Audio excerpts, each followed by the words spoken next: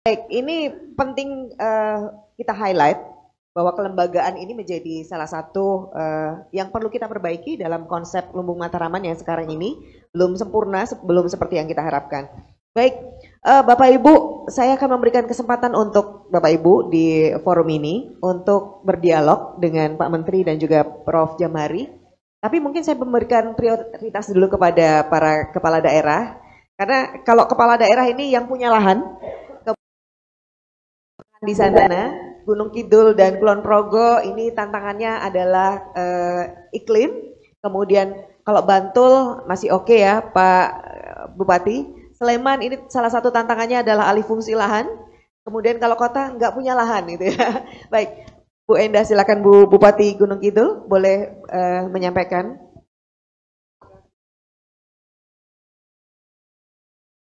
Terima kasih Pak Menteri dan Gubernur yang kami hormati. Pada tanggal 3 Juni 2024, Presiden Prabowo hadir di Gunung Kidul untuk meresmikan sumur pertanian yang saat itu sejak tahun 2023 beliau mencanangkan untuk membangun sumur pertanian sejumlah 57 lokasi di kabupaten kami. Pada tanggal 3 Juni diresmikan 15 lokasi. 15 lokasi tersebut berada di beberapa kapanewon dan 15 lokasi tersebut antara lain bisa mengairi lahan untuk sawah 6.254,98 hektar dan juga 15 titik yang terakhir ini sudah bisa dioperasionalkan, tetapi yang 37 lokasi yang rencananya untuk 5,029,98 hektar sampai sekarang belum bisa dilanjutkan. Dan saat itu kerjasamanya dengan Universitas Pertahanan. Kami sudah mencoba berkomunikasi dengan Universitas Pertahanan, Pak Menteri, tetapi sampai saat ini belum direspon. Sedikit potret pemerintah kabupaten kami bahwa luas lahan pertanian yang siap panen di Kabupaten Gunung Kidul di tahun 2025 khususnya untuk tanaman padi adalah 35,351 hektar. Kemudian untuk padi 46,613 hektar. Lahan sawah dilindungi di kabupaten kami ada 31,560 hektar, setara dengan 43% dari luas LSD di daerah istimewa Yogyakarta.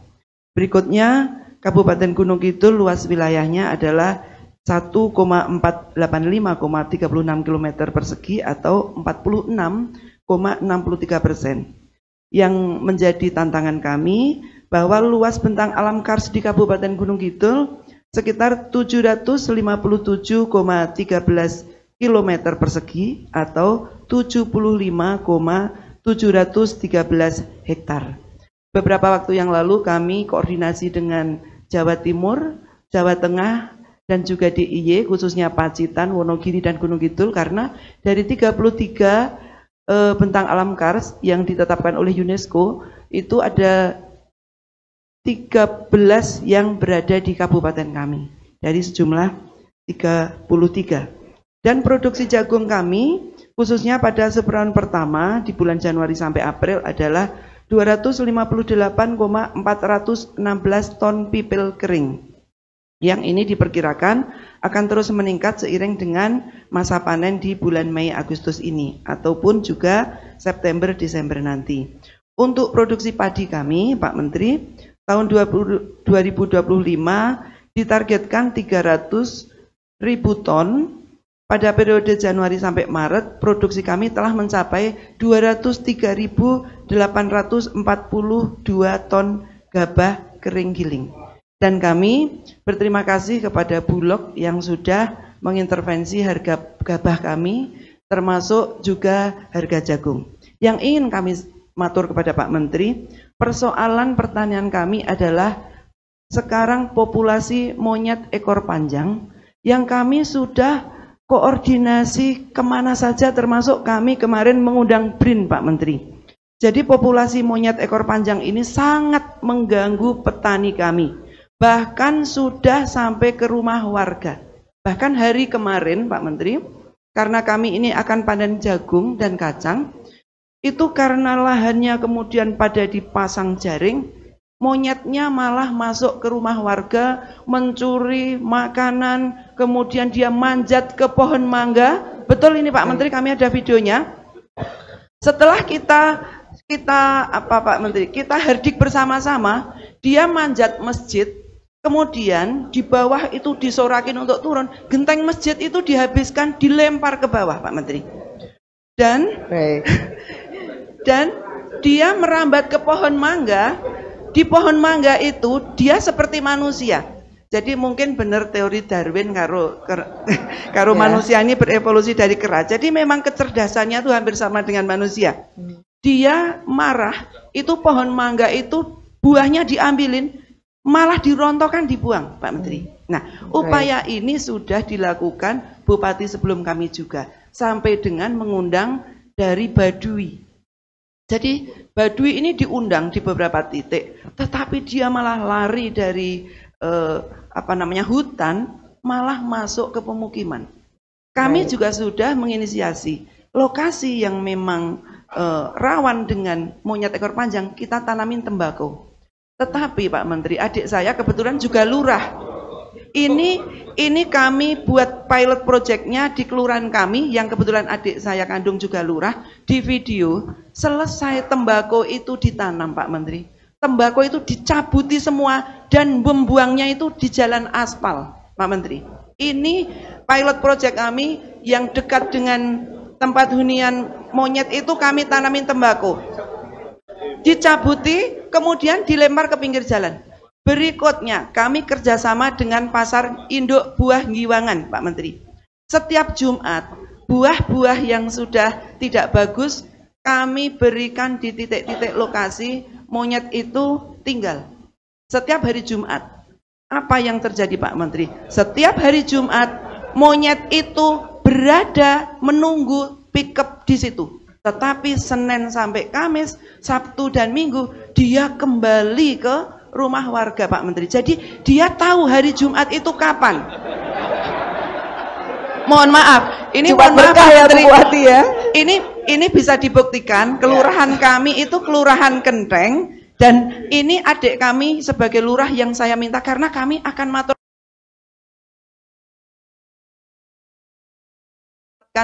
dari itu. Berikutnya, setelah kami sudah kehabisan akal Pak Menteri, ada satu kerjasama, monyet itu ditembak, satu monyet yang mati dibayar 5.000. Tetapi yang terjadi, kami kemarin ada yang ditangkap melalui BKSDA, ditahan 3 bulan Pak Menteri, karena sosialisasi untuk perlindungan satwanya belum kita pahami, sehingga yang membantu petani untuk nembak itu ditahan, tadinya di Lapas Jogja, kemudian kami mohon pada Pak Kajari dibantu dipindah di Gunung Kidul. Berikutnya karena ditembak juga tidak boleh, satu monyet itu supaya jera kita gantung Pak Menteri, kita gantung di lahan pertanian supaya yang lain takut. Apa yang terjadi? Jagung di wilayah kita yang masih posol, diamuk, dibuang, kemudian dilempar di aspal, bukan di bawah tanah loh Pak Menteri, tapi di jalan. Nah, ini kami sudah tidak punya daya lagi, karena kami berpikir kemarin saat kami mengundang BRIN, siapa tahu BRIN ini bisa membantu mengurangi populasi dengan monyet ini diberi formula supaya perkembangbiaknya tidak banyak. Mungkin dari makanan yang di dalamnya dikasih obat gitu Pak Menteri. Tetapi BRIN kami yang di Gunung Kidul ternyata tidak membidangi itu, dan kami diminta untuk ke Jawa Barat yang membidangi soal riset dan teknologi mengenai itu. Yang kami sedih, Pak Bupati Bantul sudah menjadikan kami tersangka, katanya monyet kami sekarang sudah hijrah ke Bantul Pak Menteri. Kami tidak mau mengakui karena tidak bisa menunjukkan KTP-nya kalau itu monyet dari kami. Terima kasih Pak Menteri, dan kami mohon untuk program Pak Presiden yang kurang 37 titik, karena Bapak dekat dengan Pak Presiden, mohon untuk nanti dibantu supaya luasan kami yang paling luas DIY ini bisa maksimal untuk hasil pertaniannya. Terima kasih dan mohon maaf atas segala kekurangan. Kita apresiasi untuk Bu Bupati Gunung Kidul. Dan mewakili monyet ekor panjang, Bu, saya meminta maaf. Bupati Gunung Kidul. Kira itu mau. Sebenarnya ada ilmu saya, tapi jujur aku takut. Ada ilmu saya, itu bisa selesai 1 minggu. Tapi jangan Bu, jangan sampai aku tidak tahu, takut saya. Karena itu juga makhluk Allah. Aku punya ilmu, dulu masih ada fotonya, 2.340 babi, itu lebih ekstrim daripada monyet. Saya selesaikan cuma 1 minggu. Nih. Ini 1 titik, ada 16 ekor. Saya punya ilmu cuma waktu saya masih muda. Nah, sekarang aku takut terapkan. Takut, Pak Gubernur, aku tahu. Ilmu ini, babi, tikus, saya punya hak paten untuk penelitian. Aku suka meneliti. Ini bisa aku selesaikan 1 minggu, rampung tuh, tapi dosanya aku takut. Jangan sampai. Ini dulu, ini babi instingnya lebih tinggi daripada monyet. Mirip-mirip. Tikus, babi, monyet. Itu mirip. Ini semua ahli seluruh Indonesia menyerah. Sampai kami mengajar dulu waktu itu, saya masih umur 30-an. Sampai ke Sumatera. Ada ilmunya Bu, itu mudah banget. Itu rampung 1 hari kalau aku beri. Tapi maaf Bu, untuk sementara aku takut, saya tahajud dulu, berdoa dulu. Kemudian yang ada direktur, itu selesaikan tuh. Ini ada dianggarkan, coba setting di sana, 37 selesaikan, rampungkan itu. Memang anggarannya izin Pak Gubernur, kami selesaikan masalahnya Ibu Bupati, ini masalah air, itu penting banget. Penting banget. Jadi gini Bu, negara kita katakan, maaf Pak Prof, ukurannya kecil, small scale ya, tapi lihat negara ya, Belanda, nggak punya tanah, tapi dia ekspor hortikultura ke seluruh dunia. Tim delegasi aku berangkatkan ke sana. Itu bisa, tergantung kreativitas kita, seperti dikatakan tadi Pak Prof, sahabat saya. Bisa. Ini bisa kita, tapi teknologi lagi-lagi teknologi. 50 total hektar. Padi, hortikultura. Negara lain sudah maju, Bu. Cuma kami fokus dulu pangan selesai. 3 tahun ke depan tebu. Oh, ada pabrik gula ya di Jogja. Di mana? Punya siapa? Oh, Pak, angkat saya komisaris Pak Sultan, enggak usah digaji. Jadi komisaris tidak usah digaji. Kami ahli di bidang itu, dan ini salah kebijakan seluruh Indonesia. Kami sudah bongkar, benihnya salah, cara mupuknya salah, 86% salah. Jadi itu suatu saat saya pergi lihat langsung, kami ngerti gimana memperbaiki. Tapi kita satu-satu, pangan, kemudian perkebunan, terakhir nanti hilirisasi. Kemudian Pak Prof menarik tadi, sebelum saya lanjutkan Bu, kembalikan tadi yang 1,6 per hari rupiah dan 3,8 kenaikan harga. Kami perlu, ini menarik sekali. Coba bisa kembalikan tadi. Jadi inilah maaf. Ini direkam nggak? Nggak apa-apa ya. Inilah dia lakukan, saudara kita, nggak benar. Dari 3 rupiah tadi, ini petani, betul itu, kami sudah hitung. Petani dapatnya 1.500 per kilo. Tetapi pengusaha tengkulak itu dapatnya 5.000 rupiah per kilo, 3.000 minimal. Dan yang didapatkan itu tidak benar. Kenapa tidak benar? Itu adalah oplos. Yang dimaksud gini, kan ada yang ini beras biasa, harganya 12.000, tapi dijual 18.000. Yang diganti bajunya tok. Yang diganti kemasannya. Itu yang kami persoalkan. Ini standar pemerintah 12.500, tapi jualnya 18.000. Jenis berasnya, kualitas berasnya, brokennya medium 25%, premium 15%. Nah ini 40%. Jadi ekstrim banget. Jadi beras di bawah standar yang seperti tersangka di Riau 2 hari lalu ya. Nah inilah yang dilakukan saudara kita. Jadi ada yang polemikkan oplos, campuran, bukan. Intinya ini nggak benar. Premium tidak benar, medium tidak benar. Nah, ini benar. Tetapi 3,5 itu 86%. Jadi palingan sebenarnya ini adil. Itu pun sebenarnya tidak adil karena 1,6 rupiah per hari petani harusnya maksimal 1,6 juga di tengkulak. Tetapi 3, kenapa 3? Selebihnya itu nggak benar. Paham maksudku, Bu? Kalau emas ini 18 karat, tapi labelnya 24 karat, berlian malah. Nah, di situ. Kalau 5.000 saja bedanya, Bu. 5.000 kali 1 juta ton itu 5 triliun. Kita produksi 35 juta ton. Itu 35 berarti 180 triliun yang diambil. Yang lebih menyedihkan adalah di sana ada APBN 159 triliun uang negara. Kenapa disubsidi? Supaya petani bisa kuat, konsumennya menikmati harga yang murah. Ini tidak terjadi karena maaf, kami lakukan dulu 2017. Dulu 2017 lebih tinggi, kami dibully. Habis waktu itu. Harganya 26.000. Sudah turun sekarang 17.000 rata-rata. Kami ingin turunkan lagi karena ini dijadikan menteri ketiga kalinya. Jadi saya merasa berdosa kalau kami tidak turunkan lagi kesempatan karena Bapak Presiden mendukung ini dulu. Ini sejarahnya. Harganya dulu 26.000, lebih ekstrim lagi. Sekarang sudah turun.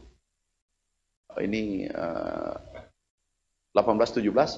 Harapan kita bila perlu turun di 13-14, maksimal 14. Saat itu nanti inflasi, pertumbuhan ekonomi, petani NTP-nya bisa bertahan, Bu, bahkan masih naik. Nomor 1. Kemudian daya beli naik. Ini kuncinya sekarang. Karena pupuk sudah beres, bibit, teknologi kita sudah mulai masuk. Sekarang dihilir, dipermainkan orang nggak banyak, Bu. 20, 30, 50 orang yang menguasai ini. Ini hajat hidup orang banyak. Saya katakan kalau mau bergerak, masuk sektor perkebunan.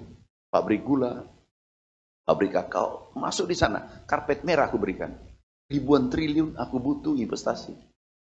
Jangan masuk di ruang ekonomi orang kecil. Karena itu bisa, kalau pangan bermasalah, negara bermasalah. Tidak ada satu provinsi yang pangannya seperti ketanannya lemah, indeks yang tadi sampaikan Pak Prof, itu tenang pemerintahannya. Jogja, luar biasa, kami sangat apresiasi Pak Gubernur, itu nomor 6. Nomor 6 se-Indonesia. Nomor 5 se-Indonesia, itu luar biasa. Itu luar biasa. Dan saya tidak kaget. Kenapa? Orang-orang terbaik, putra terbaik bangsa, dilahirkan dari Jogja. Dari sini. Ini kan kota pendidikan. Nah, ke depan nggak usah bawa halaman kecil, enggak. Kalau perlu, ada yang mau berangkat, kami support ke Belanda, lihat. Ini delegasi baru pulang dari Belanda. Sempit. Bahkan tanaman umbi-umbian itu produksinya itu apa kayak hidroponik, kemudian apa namanya yang dengan udara saja, aeroponik, itu naik 4 kali lipat, 10 kali lipat produksinya. Digantung saja, langsung dipanen tuh bijian. Teknologi, Bu. Kuncinya teknologi. Yang irigasi tadi itu penting, Bu. Tahun depan, tapi Ibu Direktur ada ya? Siapa di sini PJ-nya? Mana PJ-nya di sini? Tolong hitung semua seluruh Jogja. Ya. Jangan sampaikan ke publik bahwa saya orang Jogja juga.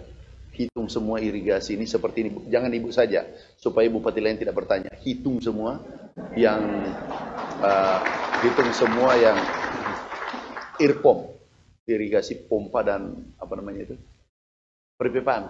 Saya sudah tanda tangan, mudah-mudahan tidak ada halangan lagi. Kami ingin seluruh kantong-kantong kemiskinan kami beresin dari sektor pertanian. Itu ada 20 juta orang. Kami sektor. Kalau pertanian bangkit, paling banyak miskin di sektor pertanian. Kita harus bagaimana mudah sarana produksi, bagaimana harga dengan baik, HPP kan sudah, ya Prof ya, pupuk sudah. Tinggal ini yang tadi yang 1,33, 3,8. Aku beresin. Ini nanti penelitiannya berubah. Kalau ini seluruh pengusaha ikut pada regulasi yang kami umumkan kemarin dan Presiden sudah statement, nggak boleh ditawar. Itu kemiskinan turun. Dan pertumbuhannya Jogja itu bukan 5,11. Itu bisa naik 6, bisa naik 7. Tapi dengan catatan jangan 3,8. Ini tadi 3,8 Jogja ya? Oh nasional. Berarti Jogja berapa? Ada enggak? Sekitar itu. Kalau itu turun, Bu, ini langsung naik minimal di sini 6% pertumbuhan ekonomi. Makasih. Jadi bupati lain nggak usah bertanya, aku kasih aja nanti benih jagung. Oke, tapi kalau ada mau bertanya boleh. Silakan, silakan. Baik, ini Pak Bupati Bantul kemarin jagung. Kulon Progo dan Sleman, monggo silakan, atau Pak Wali urban farming kalau Pak Wali Kota. Monggo silakan. Oke, Pak Bupati Kulon Progo, Pak Agung. Bismillahirrahmanirrahim. Assalamualaikum warahmatullahi wabarakatuh. Yang saya hormati Bapak Menteri, untuk Kulon Progo problemnya sama. Jadi nggak usah panjang lebar. Kalau monyetnya nggak sama, kita nggak ada monyet. Tapi problem dasar tentang irigasi, di mana irigasi primer kita yang dari Progo itu mengalami kerusakan cukup parah. Ini kemarin ada ya irigasi primer, sekunder ini kita baru mencoba nerobos ke kementerian untuk dapat ya. Terus kemudian tersiernya juga karena di ujungnya sana Pak, yang selatan itu selalu kurang air, sehingga kita juga ingin mengajukan beberapa tentang sumur pompa untuk ketersediaan di seputaran yang tidak sampai ini. Terus kemudian yang penting adalah dengan adanya kita giat di ketahanan pangan, peningkatan hasil produksinya luar biasa. Saya belum bicara kuantitatif, tapi saya ngerti ada peningkatan. Terus yang berikutnya yang diperlukan adalah penguatan kembali seperti halnya statement kemarin Pak Prabowo dan juga Menko Pangan tentang pas hari koperasi di Klaten, menyampaikan pentingnya pemanfaatan kembali atau revitalisasi KUD-KUD mangkrak dan juga peralatannya untuk direvitalisasi. Nah, Kulon Progo untuk ini kita hitung dari 12 kecamatan yang memproduksi pangan itu ada 9 kecamatan itu memerlukan revitalisasi berupa dryer untuk padi sama rice mill. Jadi sekitar 9 serta penguatan KUD-nya itu sudah mangkrak cukup lama. Ini mau kita jadikan gudang untuk masing-masing kewilayahan tersebut. Kita ada 9 dari 12 kita 9 yang sangat memerlukan, karena yang 3 lainnya itu di atas tidak ada sawah. Ini memerlukan, yang 9 memerlukan 1 revitalisasi gudang, 2 keperluan rice dryer dan rice mill. Kemudian untuk jagung kita masih sangat kuat kita karena padi-padi Polowijo-nya jagungnya kita kuat sekali, harganya juga cukup banyak. Selain jagung juga kedelai kita masih jadi pemroduksi yang sangat. Terus untuk yang pantai selatan kita memerlukan untuk pas cabai harga murah. Ini memang pernah terjadi satu tragedi, cabainya dibuang Pak, atau dibiarkan tidak dipanen. Karena sudah nggak nutut biaya panen, itu jauh lebih tinggi dibandingkan dengan harga jualnya. Sehingga kita mencoba menginisiasi untuk membuat satu cabai kering. Nah ini beberapa alat ini diperlukan di pantai selatan. Kemungkinan sekitar 5 alat. untuk membuat tepung cabai. Kemudian untuk konservasi airnya, kemarin bekerja sama dengan teman-teman dari DAS dan ini Dewan DAS, kita mengupayakan untuk adanya satu embung di sisi barat di atasnya Hargomulyo. Itu ada satu sumber air yang masih bisa dimanfaatkan dan juga untuk melindungi agar bandara tidak cepat banjir. Jadi kita mau buat satu perencanaan embung di sana kemarin dalam penelitian. Nah ini mungkin perlu juga karena konservasi air sekaligus untuk penyelamatan keamanan bandara. Konservasi airnya memang pertanian di sekitar itu sebelum nanti terjadi alih lahan menjadi aerotropolis. Ini sementara ini masih dipakai untuk pertanian. Itu pertaniannya lumayan Pak, alhamdulillah kita masih cukup tinggi, bisa di atas 10 untuk padinya, 10 ton per hektar. Itu yang bisa saya sampaikan. Mungkin kendalanya air tadi sama alat. Nggih, matur nuwun. Assalamualaikum Pak Bupati Kulon Progo, Pak Agung. Dari bupati yang lain, Pak Bupati Bantul dan Pak Ardo Bupati Sleman, berkenan sama masalah air? Baik. Pak Wali. Terima kasih. Assalamualaikum warahmatullahi wabarakatuh. Pak Menteri, Pak Gubernur, Bapak Ibu yang saya hormati, di kota tidak punya lahan, jadi kami tidak punya sumber daya alam, monyet pun tidak ada. Jadi, monyetnya di sini, Pak. Mohon izin, jadi kami menerjemahkan arahan Bapak Gubernur untuk Lumbung Mataraman. Kami membuat, memang ada denplot pertanian karena lahannya cuma sangat sempit. Kemudian dari denplot itu untuk material teaching dari beberapa mahasiswa begitu untuk belajar dan juga bisa menjual sedikit-sedikit bibit pisang itu, tetapi tidak mengangkat pendapatan, belum mengangkat pendapatan. Yang kedua urban farming yang KWT ada, tetapi juga belum bisa meningkatkan secara signifikan pendapatan per kapita. Kemudian kami membuat food bank, jadi kami mengurangi food waste dengan cara semua stok pangan yang berlebih di kota Yogyakarta ini bisa kami kumpulkan di Dinas Pertanian, kita bikin cold storage gitu. Kemudian kita tampung di situ dan kita bagi kepada fakir miskin, janda-janda tua yang rentan pangan itu, karena di Jogja ini angka harapan hidup tinggi sehingga ibu-ibu lebih panjang umurnya dari bapak-bapak, jadi akhirnya janda-janda tua banyak sekali yang terlantar juga. Kalau janda muda di Gunung Kidul saya kira.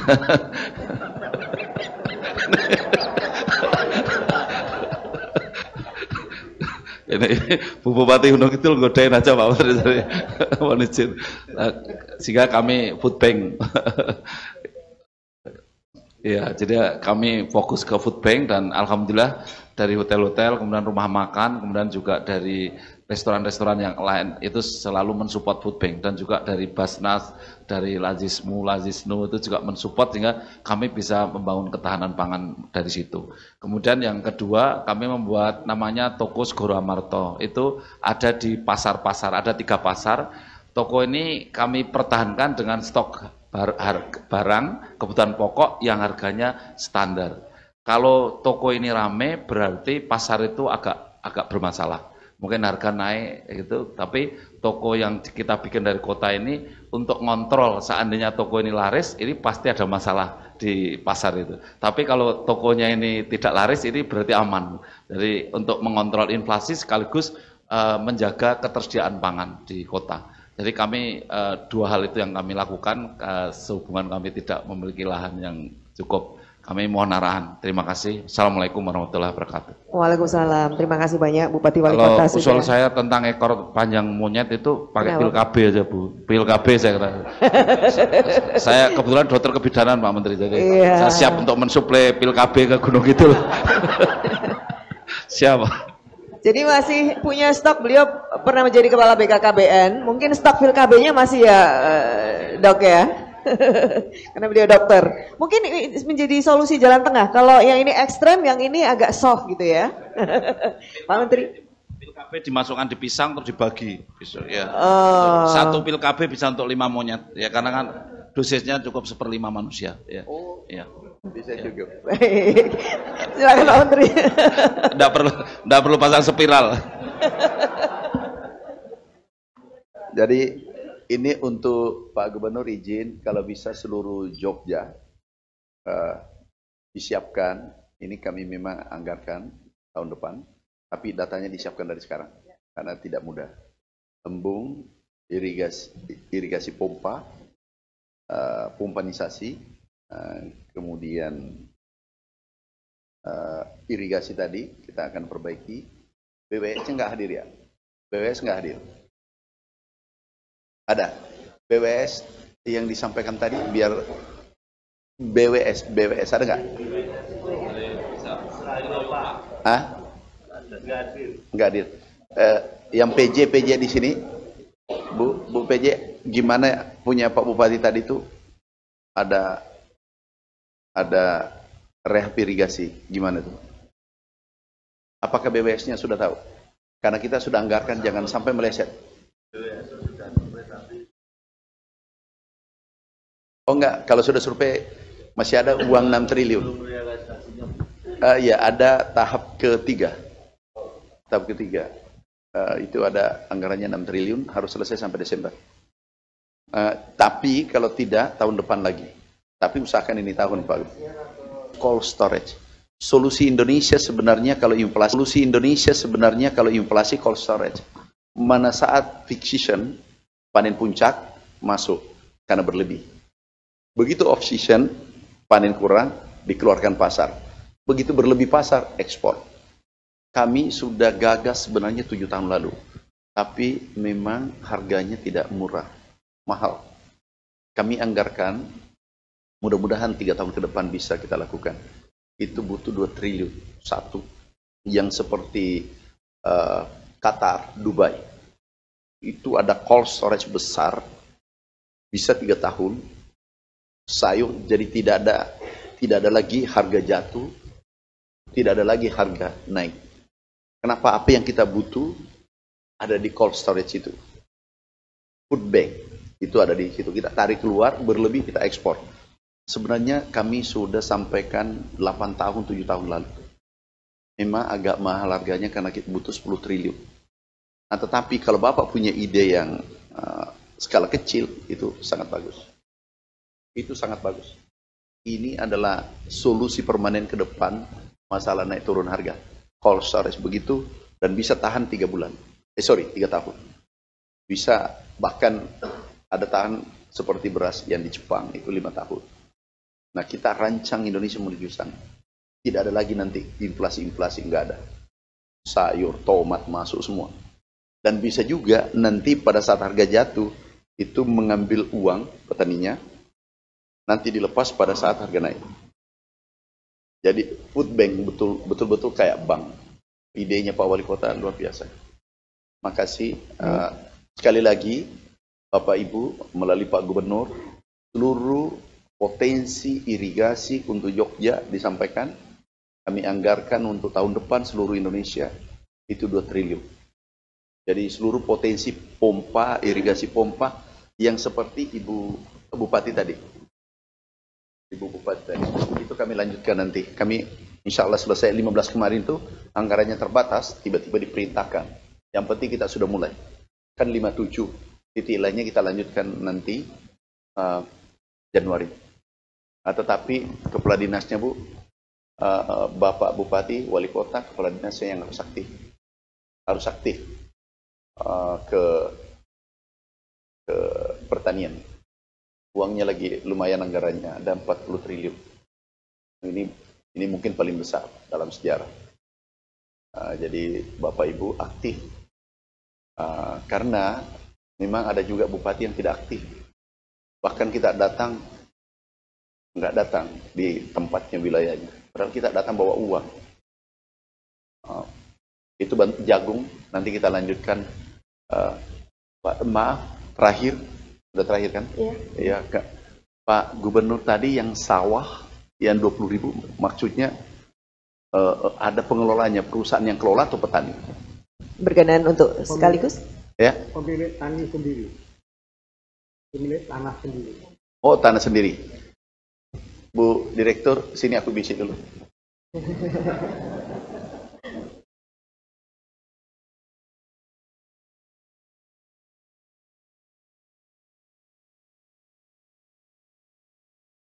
Untuk nanti Pak Gubernur yang ngatur, yang mana Pak Gubernur, bupatinya, wakil bupati dan yang bagus dengan Pak Gubernur itu yang dikasih traktor, yang kami serahkan 100 unit hand traktor.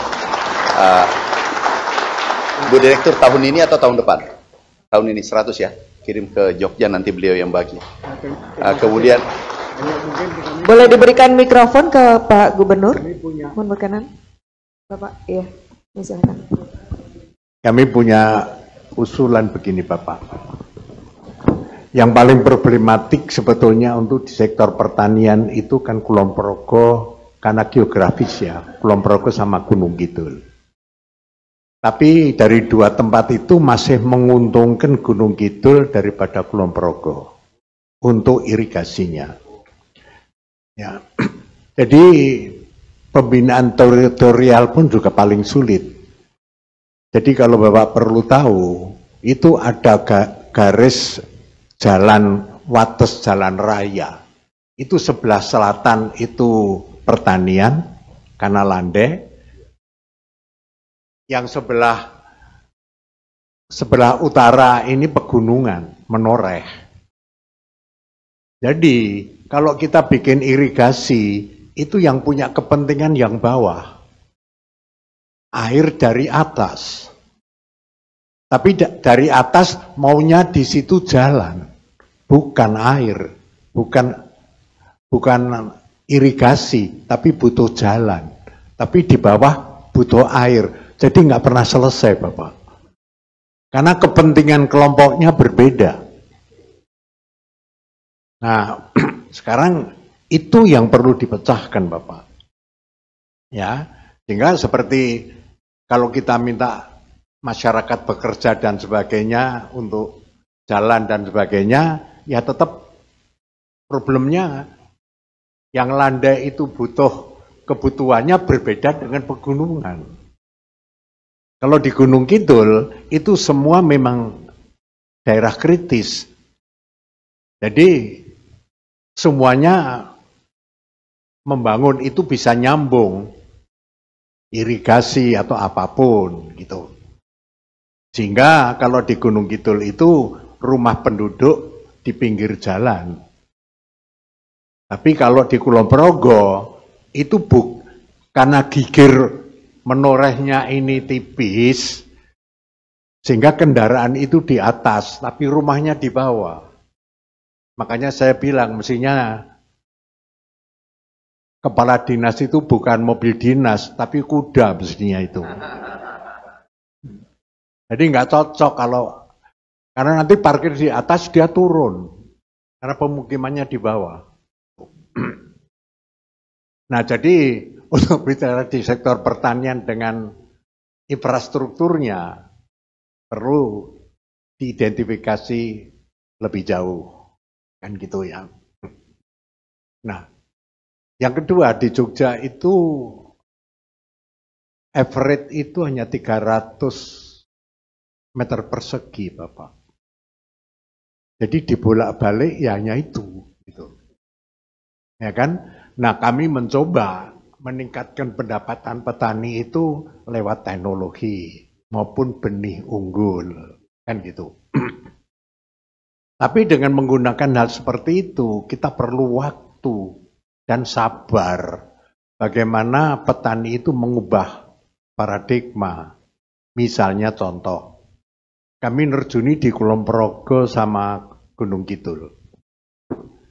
Dia nanam jagung, tapi jagung lokal. Ya, yang nanti begitu keluar jagungnya, daunnya sudah kering. Di mana begitu jagungnya dibuka, ompong semua gitu.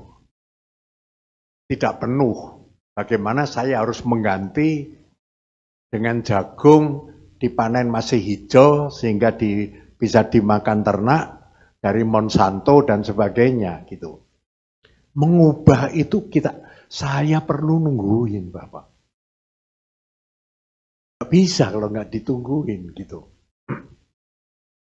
Nah, sedangkan dengan lokal itu paling-paling 1 hektar hanya 2,4 ton.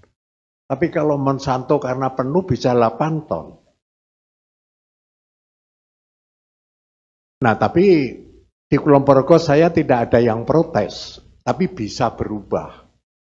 Begitu 80% saya pindah Gunung Kidul. Tapi Gunung Kidul mulai menanam itu kebetulan harganya turun. Pak Bupati datangin saya di kantor protes karena harganya turun sehingga petani dirugikan. Saya bilang dirugikan di mana? Loh tuh harganya kan kemarin kan 750 rupiah per kilo. Ada sekian tahun yang lalu. Tapi sekarang kan 500. Jadi kan petani dirugikan 250. Jadi petani dirugikan. Ya kan? Jadi Bapak Gubernur kan keliru. Bilangnya kan gitu. Nanti dulu kamu ngomong gitu. Kalau itu jagung lokal, biarpun harganya 750 kali 2,4 ton. Berapa? Paling-paling 2,5 juta. Tapi harganya 500 dengan 8 ton per hektar, kan 4 juta. Mana ada petani dirugikan. Kan beda harga itu, kan gitu. Jadi kamu ngomong begitu itu, kamu nggak ngerti cara ngitung. Ya kan? Kira-kira begitu Bapak. Jadi hal-hal seperti ini memang kita harus memang menerjuni Bapak. Nah, kami sebetulnya butuh itu pilihan Bapak. Melihat kondisi real geografisnya. Apakah cukup itu menggunakan air untuk cari air ya, untuk ambil air yang dekat dengan sungai atau apa, atau memang pilihan itu untuk bikin embung Bapak. Kami sudah coba bikin embung kan juga nggak mahal, hanya kira-kira 3-4 miliar, ya kan? Tapi ya terserah kedalaman aja butuhnya berapa ratus meter kubik isinya kan gitu. Baik di Kulon Progo maupun di Gunung Kidul maupun di tempat lain dengan embung, karena yang kita airi, makanya kami tidak mengajukan untuk ada dam, ya kan? Karena tidak hanya sekedar wilayahnya kecil, tapi memang mungkin hanya 20 hektar, mungkin ada yang 30 hektar, ya cukup itu aja yang diairi gitu. Itu jadi itu memang dengan pompa atau embung, saya kira itu perlu diidentifikasi lebih jauh. Tapi yang terakhir ya, Bapak itu sebetulnya sudah punya potensi besar sekali untuk di sektor itu. Gitu. Jadi sekarang pertanyaan saya, Bapak perlu percepatan atau tidak? Karena momentum. Ya.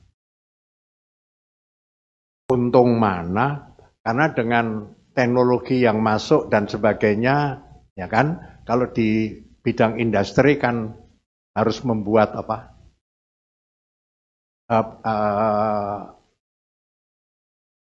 untuk meningkatkan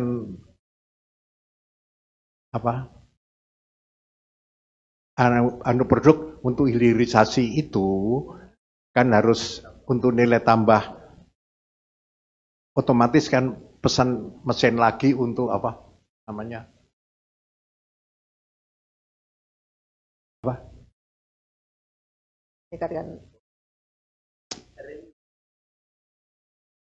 Ya, untuk meningkatkan ya seperti apa nilai tambahnya kan dulu kan kita jual tambang kan hanya bubuknya saja, tapi maunya sekarang kan batangan, ya, enggak kan smelter, ya kan perlu smelter.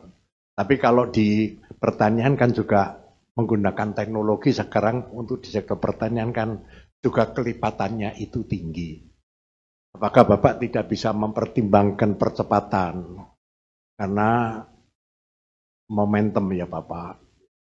Apakah itu mesti, karena Bapak sudah punya aset besar, apakah Bapak harus tergantung pada APBN? Ya, apa Bapak bisa enggak mencari alternatif supaya yang APBN tidak usah Bapak ambil, tapi lewat trustee aja. Trustee, Bapak. Ya. Tapi jangan plat merah di sini nggak ada, Bapak. Paling-paling 10% nanti. Tapi kalau lewat trustee, seperti yang dilakukan untuk emas yang ada di mana di Papua itu, Freeport untuk 51% itu kan lewat trustee. Karena Bapak kita pada waktu itu kan juga nggak berani untuk itang, kan gitu. Lewat trustee kan bisa Bapak. Nanti kan Bapak sudah punya 10.000 sawah di Papua dan sebagainya. Itu kan sudah bagian, jadi Bapak nanti modalnya untuk ngambil memulai pun juga cukup lewat trustee Bapak. Ya kan? Jadi yang di APBN bisa untuk yang lain, ya, misalnya gitu. Tapi ini sifatnya percepatan. Lewat trustee aja Bapak. Paling-paling hanya 1,5-2% aja. Biarpun pakai US dollar. Tapi kalau untungnya kelipatannya bisa 20-30%, kenapa nggak berani Bapak? Saya kira itu saja. Baik. Kita apresiasi apa yang disampaikan oleh Pak Gubernur. Pak Menteri, silakan ditanggapi apa yang difikirkan dan disampaikan oleh Pak Gubernur. Singkat aja, insya Allah kita tindak lanjuti benar yang disampaikan Pak Gubernur Gunung Kidul dan seterusnya. Ini yang maksud jalan-jalan usaha tani atau jalan Bu Bupati, jalan usaha tani atau jalan provinsi? Oh, oke. Oke. Oke. Nah kalau gitu nanti irigasi perpompaan aja Pak, bisa atau irigasi siapa tuh?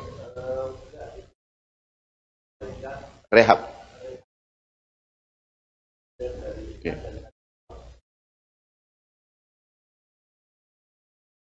Oke. Nanti BWS-nya Pak, yang Bu PJ ya, BWS-nya sudah survei, tolong disampaikan ke atas.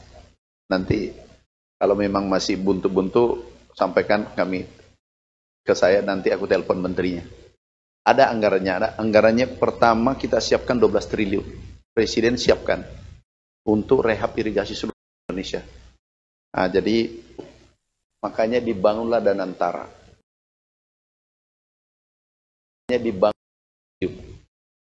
Nah ini dipakai membangun, swasta kita libatkan. Pertama adalah swasta di lokal daerah itu. Kemudian nasional, nasional Danantara, baru asing. Jadi tahapannya supaya ekonomi bergerak, ekonomi pedesaan bergerak. Karena kalau APBN tidak sanggup. Kalau APBN saja. Karena kita butuh percepatan. Jadi semua pihak, tetapi Danantara menjadi backbone-nya, tulang punggungnya untuk pendanaan ke depan. benar Pak Gubernur sampaikan. Saya kira itu saja Pak Gubernur, izin kami pulang ke Jakarta. Monyet insya Allah kami doakan irigasi embung, tolong intinya bagaimana IP Planting Index naik. Kami siapkan, proposalnya disiapkan, dikirim ke Jakarta. Terima kasih. Wassalamualaikum warahmatullahi wabarakatuh.